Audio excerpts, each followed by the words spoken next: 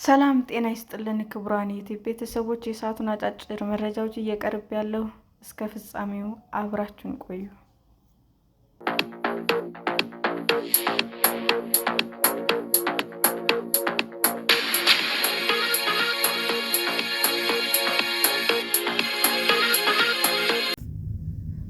እናት አባትና ልጅን ጨምሮ 4 ሰዎች በትግራይ ክልል በደረሰ የመብረቅ አደጋ ሞቱ። በትግራይ ክልል በሰሜናዊ ምዕራብ ዞን በሚገኘው ዛና ወረዳ ከጣለ ከባድ ዝናብ ጋር በደረሰ የመብረቅ አደጋ ምክንያት 4 ሰዎች ሕይወታቸው እንዳለፈ ተገለጸ። የዛና ወረዳ አስተዳዳሪ ሙላቲ ሀዲግ ለቢቢሲ እንደገለጹት በመብረቅ አደጋው ምክንያት ከሞቱ ሰዎች መካከል 3ቱ የአንድ ቤተሰብ አባላት ናቸው። በአደጋው አባት፣ እናት እና ወንድ ልጃቸው ሞተዋል ብለዋል። በተጨማሪም አንድ ሌላ ግለሰብ በመብረቅ አደጋው መሞታቸውንም አክለዋል። ማክሰኞ ጥቅምት 11 ቀን 2018 ዓ.ም ማምሻውን ከባድ ዝናብ በመጣሉ ምክንያት የመብረቅ አደጋው እንደተከሰተ አቶ ሙላቴ ለቢቢሲ ተናግረዋል። ከ11 ሰዓት እስከ ምሽቱ 3 ሰዓት በጣለው ከባድ ዝናብ ምክንያት በወረዳው በሚገኙ 2 ቀበሌዎች ማለትም በሀድኔት ቀበሌ እና በማይላሚን ቀበሌ የመብረቅ አደጋ ደርሷል ብለዋል።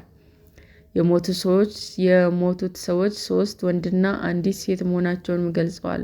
3ቱ የአንድ ቤተሰብ አባላት የኖሩ የነበረ ሀድነት በተባለው ቀበሌ ውስጥ ሲሆን አራተኛው አባወራ ደግሞ በማይላሚን ቀበሌ ይኖር ነበር።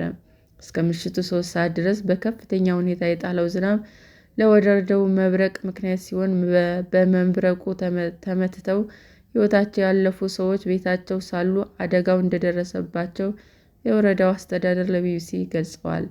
የአደጋ ሰለባዎቹ የመብረቅ አደጋው ከደረሰ በኋላ ወዲያውኑ ሕይወታቸው እንዳለፈም አቶ ሙላቴ አክለው አስረድተዋል። በአሁኑ ወቅት በተለይም በሰሜን ምዕራብ የትግራይ አካባቢዎች ወቅቱን ያልጠበቀ ከባድ ዝናብ ስለሚከሰት አርሶ አደሮች በፍጥነት ሰብላቸውን እንዲሰበስቡ የትግራይ ሜትሮሎጂ ተቋም እና የትግራይ ግብርና ቢሮ ማስጠንቀቂያ ሰጥቶ እንደነበር ተገልጿል።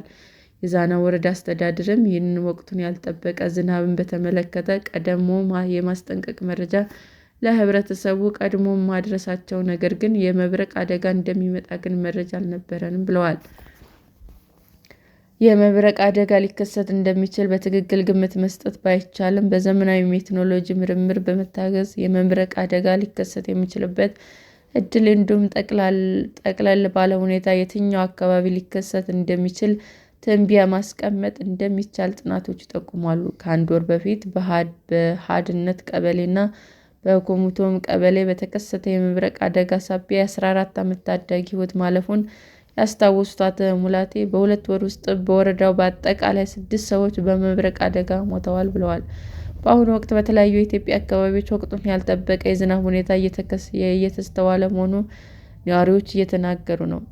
ቀደም ባሉ ዓመታት በተለይም በክረምት ወቅት በተለያዩ የኢትዮጵያ ክፍሎች ውስጥ በደረሱ የመብረቅ አደጋዎች ምክንያት የሰዎች ሕይወት ማለፉ መዘገቡ ይታወሳል። ሰላም ጤና ይስጥልን ውድ የዩቲዩብ ቤተሰቦቼ እንዴት ናችሁ? አዲስ ጀማሪ ነኝና ሰብስክራይብ ያደረጋችሁ አበረታቱኝ። አመሰግናለሁ። ብርሃን የዩቲዩብ አድማጮቻችን ለሰዓቱ ያቀረብኩላችሁ አጫጭር መረጃዎች ይህንን ይመስል ነበር። በሌላ መረጃ እስክንገናኝ ሼር፣ ላይክ፣ ሰብስክራይብ እንዲሁም ቢቀርብልን የምትሉት መረጃ ካለ ኮሜንት እያደረጋችሁ ቸር ቆዩን።